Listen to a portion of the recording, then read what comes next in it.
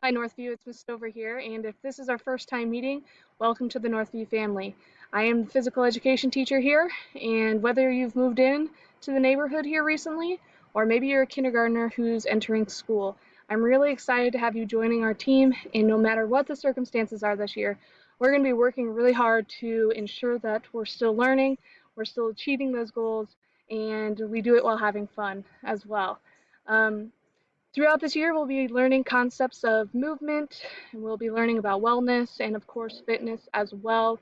If you ever have any questions, feel free to email me at libbys@usd383.org. You can also call the school for me. My office hours this year will be on Wednesdays from 9 to 9:45 and also 1 to 1:45. That would be on a typical 5-day week, but honestly, if you need to get a hold of me, email me and I'll do my best to get back to you in a timely fashion. Um, just to close, I would like to say remember to exercise, eat well, sleep well, and of course, stay hydrated. See you soon, team.